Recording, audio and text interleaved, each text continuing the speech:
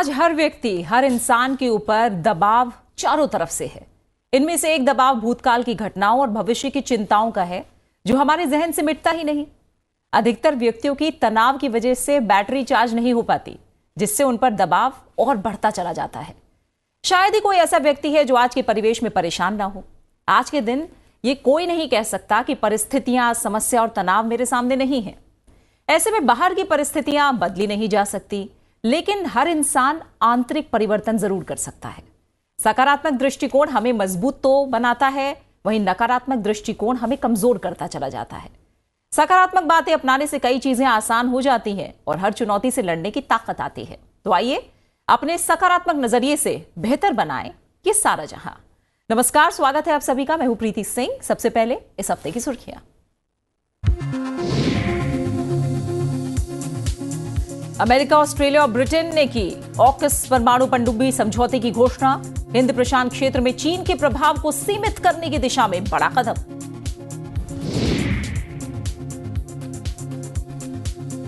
America में गहराया banking संकट। Silicon valley और सिग्नेचर जैसे बड़े बैंक हुए बंद। फर्स्ट रिपब्लिक बैंक को बचाने के लिए $30 अरब के निवेश का फैसला। और अकेडमी अवार्ड्स में भारत ने रचा इतिहास। नाटू नाटू और द एलिफेंट विस्परर्स को मिला Oscar. Brendan Fraser best actor, Michelle Yeoh best actress award से सम्मानित।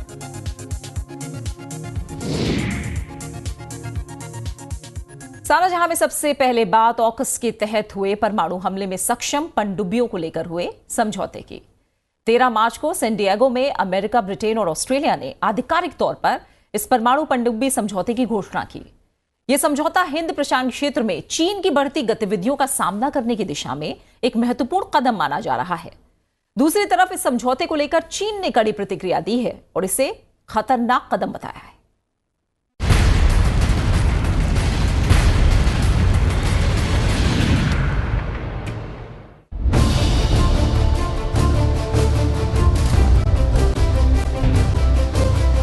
त्रिपक्षीय सुरक्षा गठबंधन ऑकस के तहत ऑस्ट्रेलिया को जल्द ही परमाणु संचालित पनडुब्बियां मिलने जा रही हैं। अमेरिका, ऑस्ट्रेलिया और ब्रिटेन के नेताओं ने 13 मार्च को सैन डिएगो में आधिकारिक तौर पर ऑकस परमाणु पनडुब्बी समझौते की घोषणा की है।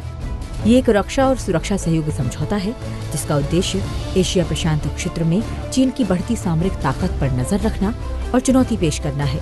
इस मौके पर जारी संयुक्त बयान के तहत ऑस्ट्रेलिया को 2030 तक 3 अमेरिकी वर्जीनिया क्लास की परमाणु संचालित पनडुब्बियों को दिए जाने की घोषणा की गई थी। अमेरिकी राष्ट्रपति जो बाइडेन ने इस समझौते को गेम चेंजर बताते हुए कहा कि इससे ऑस्ट्रेलिया के परमाणु मुक्त देश रहने की प्रतिबद्धता पर कोई आंच नहीं आएगी। साथ ही ऑकस के तहत ऐसा पहली बार होगा जब वॉशिंगटन 1950 के दशक में ब्रिटेन के साथ न्यूक्लियर प्रपल्शन तकनीक साझा करने के बाद ऑस्ट्रेलिया को हाईली एडवांस्ड न्यूक्लियर सबमरीन्स देगा। The United States can ask for no better partners in the Indo-Pacific, where so much of our shared future will be written, is making a port call in Perth as we speak. And later this decade, simply stated, we're putting ourselves in the strongest possible position to navigate the challenges of today and tomorrow, together. So I thank you again, Prime Minister Albanese, Prime Minister Sunak, and the United States could not ask for two better friends or partners to stand with. The AUKUS agreement we confirm here in San Diego represents the biggest single investment in Australia's defence capability in all of our history, strengthening Australia's national security and stability in our region, and delivering a superior defence capability into the future. Faced with this new reality, it is more important than ever that we strengthen the resilience of our own countries. That's why the UK is today announcing a significant uplift in our defence budget. We're providing an extra £5 billion over the next 2 years, immediately increasing our defence budget to around 2.25% of GDP. This will allow us to replenish our war stocks and modernise our nuclear enterprise, delivering AUKUS and strengthening our deterrent. America, Australia और Britain के बीच हुए परमाणु पनडुब्बी समझौते को लेकर फिलहाल चीन ने कड़ी प्रतिक्रिया दी है और इसे खतरनाक कदम बताया है। 中方要在此严正指出，核潜艇合作事关不扩散核武器条约的完整性、有效性和权威性。相关保障监督问题涉及机构所有成员国利益，应由机构所有成员国通过透明、公开、包容的政府间进程共同讨论决定。在各方达成共识之前，美英澳三国不应开展核潜艇合作。 机构秘书处也不得擅自与三国商签保障监督安排。 इस पूरे मामले में ऑस्ट्रेलिया ने चीन को पनडुब्बी सौदे के बारे में जानकारी देने की पेशकश की है। We want to be completely transparent with our neighbours and with the world about what we're doing and why we're doing it. You know, what our strategic intent is. You know, our concern about other military build-ups is that they happen in a manner which is opaque and where neighbours are left uneasy as to why it is occurring. That is why we have gone to such an effort to make clear exactly why we are taking the steps that we're taking. अंतर्राष्ट्रीय सामरिक विषयों पर नजर रखने वाले विशेषज्ञों की बात करें तो वो ऑस्ट्रेलिया, ब्रिटेन और अमेरिका के बीच बने इस गठबंधन को एशिया प्रशांत क्षेत्र में एक ऐतिहासिक सुरक्षा समझौते के रूप में देख रहे हैं।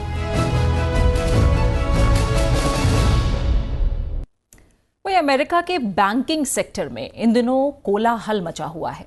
अमेरिका जैसे एक सशक्त और मजबूत अर्थव्यवस्था वाले देश के एक के बाद एक दो बड़े बैंकों पर ताला लगना पूरी दुनिया को हैरान कर रहा है। संपत्ति के हिसाब से सिलिकॉन वैली बैंक अमेरिका का 16वां सबसे बड़ा बैंक है। जानकार इसे 2008 में आई आर्थिक मंदी के बाद अमेरिका की सबसे बड़ी बैंकिंग असफलता बता रहे हैं। सिलिकॉन वैली बैंक संकट और सिग्नेचर बैंक के बाद अब सबकी नजरें दूसरे बैंकों और वित्तीय संस्थानों की तरफ हैं।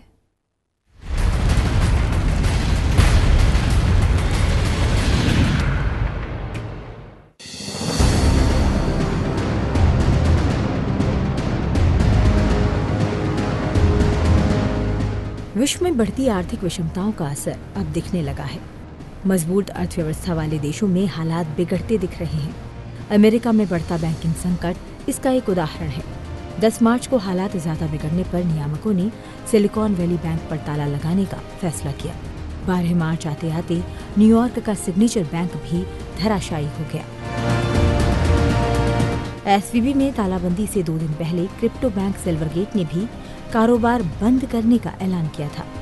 एक संयुक्त बयान में अमेरिका के ट्रेजरी डिपार्टमेंट, फेडरल रिजर्व और फेडरल डिपॉजिट इंश्योरेंस कॉर्पोरेशन ने कहा कि संकटग्रस्त बैंकों में जमा राशि की गारंटी दी जाएगी और ऐसा करदाताओं के पैसे से नहीं किया जाएगा। फिलहाल इन अमेरिकी बैंकों के चलते अब दुनिया भर के बैंकों के लिए चुनौतियां बढ़ गई हैं। साल 2008 में वॉशिंगटन म्यूचुअल के पतन के बाद एसवीबी और सिग्नेचर बैंक का धराशायी होना अमेरिकी बैंकिंग इतिहास की सबसे बड़ी विफलताओं में शुमार हो गया। सिलिकॉन वैली बैंक अमेरिका का 16वां सबसे बड़ा बैंक है। ये नए जमाने की टेक कंपनियों और वेंचर कैपिटल के निवेश वाली 2500 से ज्यादा कंपनियों को फाइनेंशियल सपोर्ट देता था।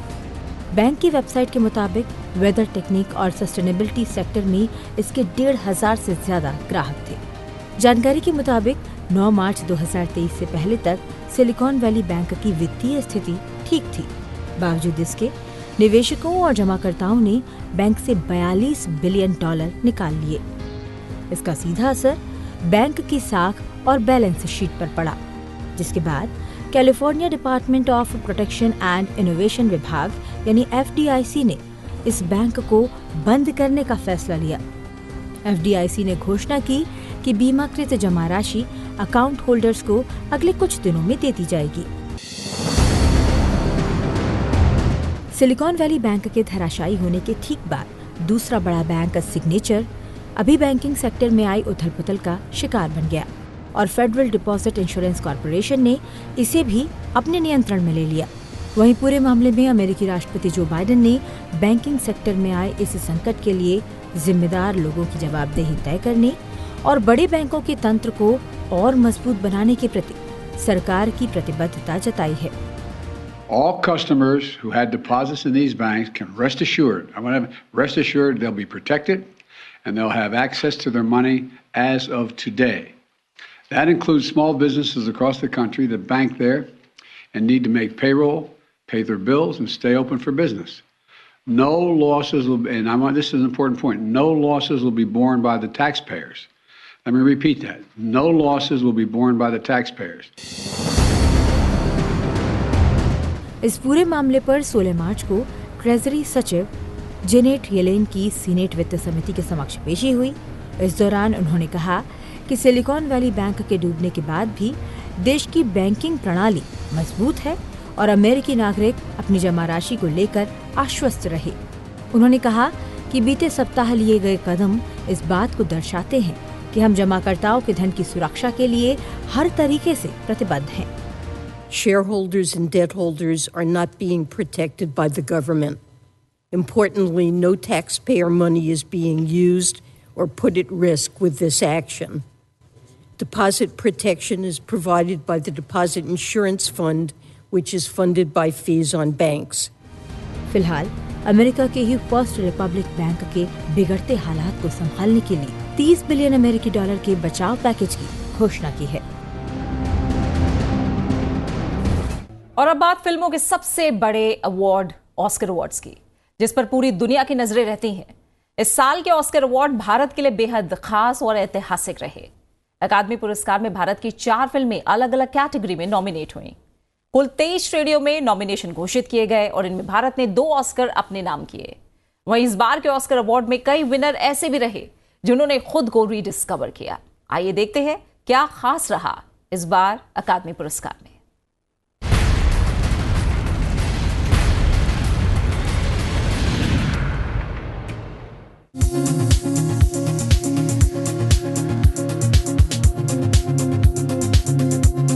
दुनिया में सिनेमा का सबसे प्रतिष्ठित सम्मान माने जाने वाले ऑस्कर अवार्ड्स आखिरकार संपन्न हो गए। ऑस्कर अवार्ड 2023 या 95वां अकादमी पुरस्कार का हाल ही में लॉस एंजलिस में आयोजन किया गया। साल 2023 के लिए दिए गए ऑस्कर अवार्ड्स कई मायनों में बेहद खास रहे। इस बार की सबसे बड़ी खासियत ये रही कि नॉमिनेशन से लेकर अवार्ड जीतने वालों तक कई ऐसे नाम हाईलाइट हुए जो दशकों से एक्टिंग की दुनिया में अपनी पहचान बनाए हुए हैं। इस साल कई ऐसे कलाकार अवार्ड्स की रेस में रहे और जीते भी, जिन्हें एक तरह से रीडिस्कवर किया गया है। वहीं अवार्ड्स में 16 कलाकार ऐसे रहे जिन्हें पहली बार नॉमिनेशन मिला। ये ऑस्कर में फर्स्ट टाइम नॉमिनेशन का रिकॉर्ड भी है। And the Oscar goes to Brendan Fraser. The Whale. Oscar award 2023 में ब्रेंडन फ्रेजर का बेस्ट एक्टर अवार्ड जीतना काफी चर्चा में है। West End performance of the musical Oliver. इन्हें ये पुरस्कार फिल्म द वेल के लिए दिया गया। ऑस्कर जीतने तक ब्रेंडन का सफर किसी फिल्मी कहानी जैसा है। 90 का दौर खत्म होने से लेकर 2000 के शुरुआती सालों तक ब्रेंडन एक बड़े हॉलीवुड स्टार थे। 2008 के बाद ये बड़े पर्दे से गायब होते चले गए। हालांकि द वेल में अपनी जबरदस्त एक्टिंग से ऑस्कर जीतकर इन्होंने साबित कर दिया है कि ये एक बेहतरीन कलाकार हैं। I just want to say thank you for this acknowledgement because it couldn't be done without my cast. It's been like I've been on a diving expedition on the bottom of the ocean, and the air on the line to the surface is on a launch being watched over by some people in my life. Thank you again, each one and all.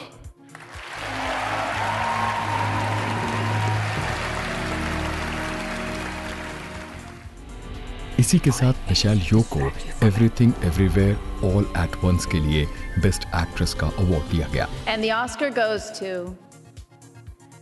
Michelle Yeoh. Michelle Yeoh पहली South Asian actress हैं जिन्होंने Oscar में best actress का खिताब जीता है। Critics और fans ने मिशेल यो को हमेशा एक बेहतरीन एक्ट्रेस माना। इनकी फिल्मों की लिस्ट में जेम्स बॉन्ड फिल्म की tomorrow never dies, crouching tiger, hidden dragon और द ममी 3 जैसे तमाम रोल हैं। Everything everywhere all at once के लिए पहली बार इन्हें ऑस्कर नॉमिनेशन मिला और आखिरकार बेस्ट एक्ट्रेस की ट्रॉफी जीतकर इन्होंने अपनी एक्टिंग की थाक जमा दी है। Thank you for all the little boys and girls who look like me watching tonight. This is a beacon of hope and possibilities. This is proof that dreams dream big and dreams do come true.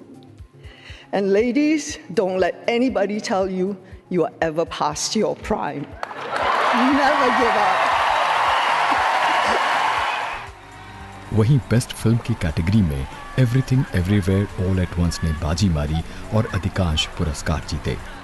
Film को 11 nominations मिले थे और ये ज्यादातर category में जगह बनाने में सफल रही। भारत के लिए इस बार के ऑस्कर अवार्ड्स बेहद खास रहे। उसने इतिहास रचते हुए 2 बड़े अवार्ड्स अपने नाम किए, जहां एस.एस. राजामौली की फिल्म RRR के नाटू नाटू गाने को बेस्ट ओरिजिनल सॉन्ग्स कैटेगरी में अवार्ड मिला। Right. Are you guys ready? Ooh! RRR!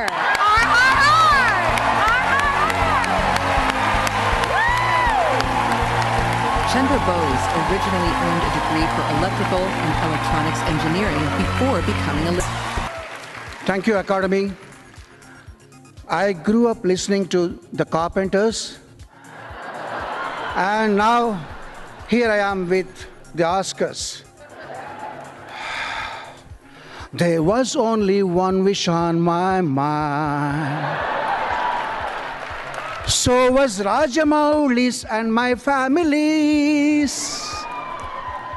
RRR has to win, pride of every Indian, and must put me on the top of the world.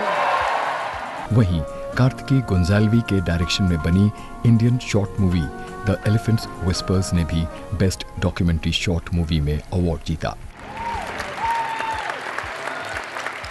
Thank you to the Academy for recognizing our film, highlighting indigenous people and animals.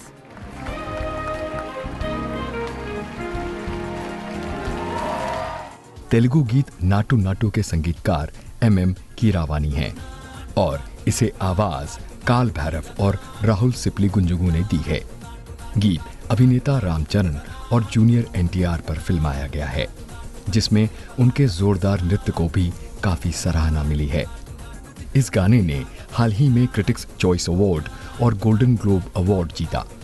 ये भारत के लिए एक बड़ा दिन रहा और अंतर्राष्ट्रीय सिने जगत में भारत अपना लोहा मनवाने में आखिरकार कामयाब रहा। एक नजर अलग अलग कैटेगरी में इस बार के ऑस्कर विजेताओं पर।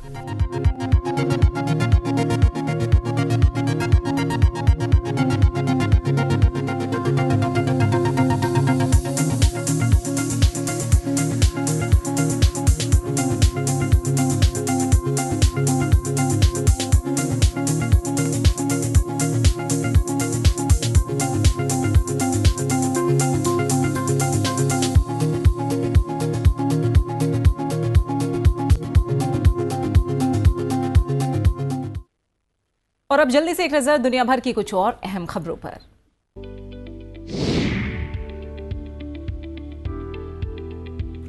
अंतर्राष्ट्रीय अपराध न्यायालय ने यूक्रेन में युद्ध अपराधों के लिए रूसी राष्ट्रपति व्लादिमीर पुतिन के खिलाफ गिरफ्तारी वारंट जारी किया है। वारंट यूक्रेन में किए गए युद्ध अपराधों के लिए जिम्मेदार होने के आरोप में जारी किया गया है। चीन के राष्ट्रपति शी जिनपिंग 20 से 22 मार्च तक रूस की यात्रा पर रहेंगे। इस दौरान वो अपने रूसी समकक्ष व्लादिमीर पुतिन के साथ बातचीत करेंगे। चीनी विदेश मंत्रालय ने 17 मार्च को यह घोषणा की है। वहीं रूस के राष्ट्रपति कार्यालय की ओर से जारी बयान के मुताबिक दोनों नेता रूस और चीन के बीच व्यापक साझेदारी और रणनीतिक बातचीत के संबंध में भविष्य से जुड़े अहम मुद्दों पर चर्चा करेंगे। फ्रांस के राष्ट्रपति इमैनुअल मैक्रो द्वारा किए जा रहे सुधार कार्यक्रमों में शामिल नई पेंशन योजना फ्रांस में प्रदर्शनों का कारण बन गई है। रिटायरमेंट की उम्र को बढ़ाने की योजना के खिलाफ पेरिस की सड़कों पर जगह जगह आगजनी, पथराव और नारेबाजी देखने को मिल रही है। नया बिल बनने के बाद जो रिटायरमेंट यानी सेवानिवृत्ति की आयु होगी वो 62 से बढ़ाकर 64 हो जाएगी, जिसके खिलाफ लोग बड़े पैमाने पर हड़ताल और विरोध प्रदर्शन कर रहे हैं। अफ्रीकी देश मलावी पर मौसम की मार मुसीबत बनकर टूटी है। इस लैंडलॉक्ड देश में हाल ही में आए तूफान फ्रेडी ने भयंकर तबाही मचाई है। अब तक 300 से ज्यादा लोगों की मौत हो चुकी है। मृतकों का आंकड़ा समय के साथ बढ़ता जा रहा है। फेसबुक की मूल कंपनी मेटा ने 10,000 कर्मचारियों को नौकरी से निकालने की घोषणा की है। इससे पहले पिछले साल नवंबर में 11,000 लोगों को नौकरी से निकाला गया था। महंगाई, मंदी की आशंका और महामारी के असर के बीच मेटा उन बड़ी टेक कंपनियों में से एक है जहां पिछले कुछ समय में काफी नौकरियां खत्म हुई हैं। और अब बात उस खबर की जो है जरा हटके।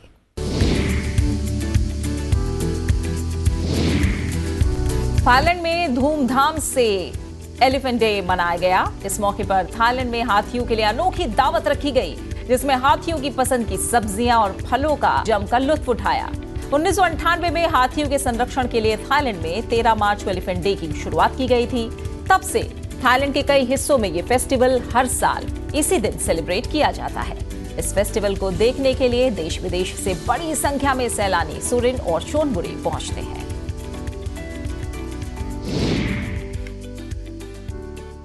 और इसी के साथ फिलहाल सारा जहां में इतना ही। आप इस कार्यक्रम को YouTube पर भी देख सकते हैं। अपनी राय, सुझाव, प्रतिक्रिया हमारे साथ साझा कर सकते हैं, जिसका हमें इंतजार रहता है।